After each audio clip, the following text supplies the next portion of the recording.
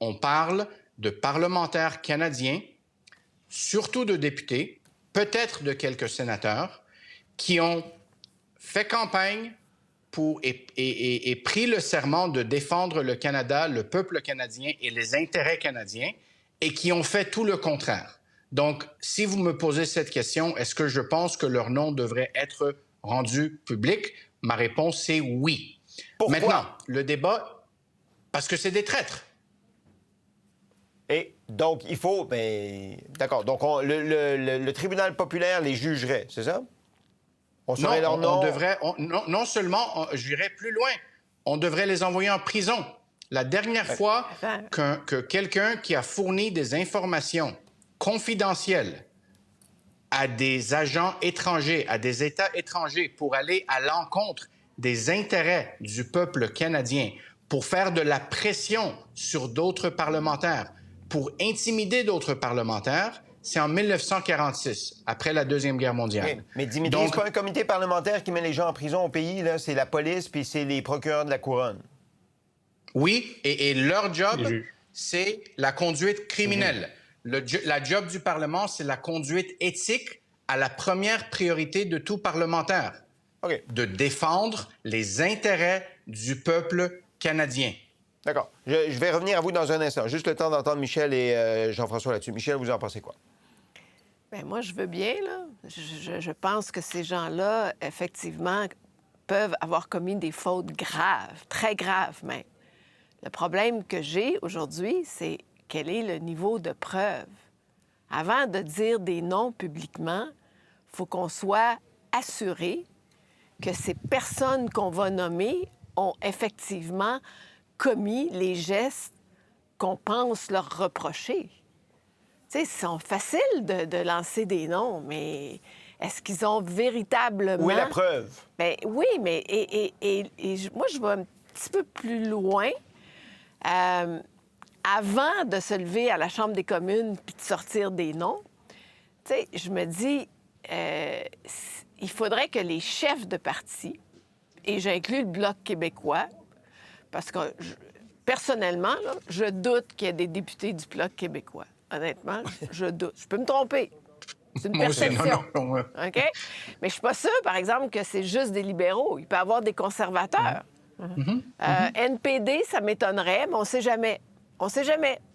On sait jamais. Alors, moi, je dis, il faudrait que les chefs des partis aient leur décote et consultent les documents confidentiels. Pour moi, ça serait une première étape. Une première étape. Et c'est là où le jeu de la politique entre, parce que M. Poilievre et M. Blanchette refusent de consulter les documents et refusent d'avoir leur code de sécurité. Pourquoi? Parce qu'ils veulent être capables... Puis là, je veux pas leur porter de mauvaises intentions, mais ils font quand même de la politique. En n'ayant pas accès aux documents, bien, ils sont plus libres de dire... Voilà. N'importe quoi, d'une certaine façon.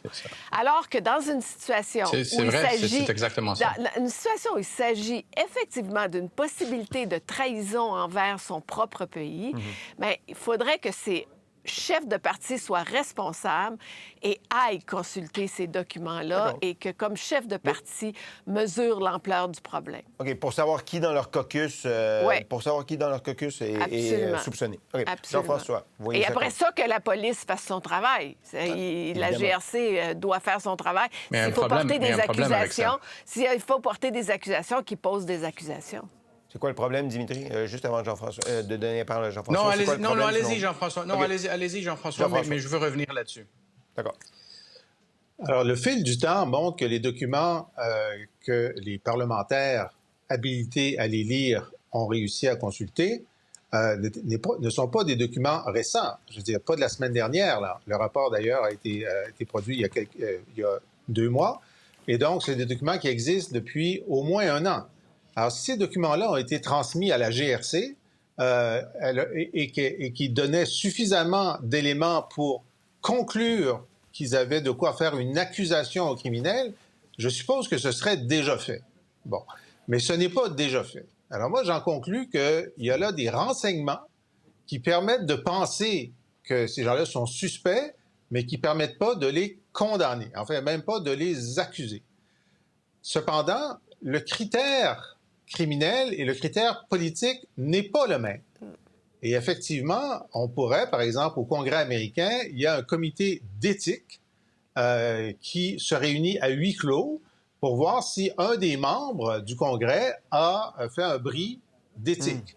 Et à ce moment-là, le comité peut recommander de le sanctionner ou même de l'expulser, ce qui est arrivé récemment là, avec le menteur en série du Parti républicain, George Santos. Bon, alors je ne sais pas si ce mécanisme-là existe à Ottawa. Sinon, évidemment, le chef de parti qui se fait dire qu'il y a 2 membres de son caucus pour lesquels il y a de graves allégations, non prouvables en cours, mais de graves allégations, lui peut décider ce qu'il va faire. Puis peut-être que ce qu'il va faire, c'est simplement lui dire, tu sais, je ne signerai pas ton bulletin la prochaine fois, ça fait que trouve-toi une autre job, OK? Parce qu'il y a toujours le problème de la diffamation aussi. Si un chef dit publiquement, moi, je pense qu'il travaille pour la Chine, donc je ne le veux pas, tu ne peux pas le prouver en cours, bon. Mais il y a une façon de dire, écoutez, ça va être ça, ça va être ça. Et donc, il faut que les chefs de parti le sachent. Et ça, M. Trudeau peut décider, puisque Poilievre et Blanchette ne veulent pas avoir la cote pour des raisons politiques, Trudeau peut dire, bien, je vais vous rencontrer séparément, puis je vais vous dire à chacun d'entre vous, si vous avez des membres dans votre parti, puis je vais vous dire c'est quoi l'élément, la capacité de la preuve. Puis là, vous pouvez vous-même demander à ce parlementaire-là de venir puis de répondre de ses actes. Et peut-être que vous allez croire sa version. Mais là, c'est pas un tribunal, c'est un parti politique qui a le choix de décider qui sera ou non son candidat. Mais la question, Jean-François, est-ce que le premier ministre a le droit de le faire? Oui. Est-ce que, ben moi, je suis pas sûre. C'est ça la question. Est-ce que le premier ministre a le droit de divulguer ces noms-là dans des documents qui sont sous code de sécurité? C'est juste ça ma question. Dimitri a levé la main comme un bon élève pour répondre. Dimitri.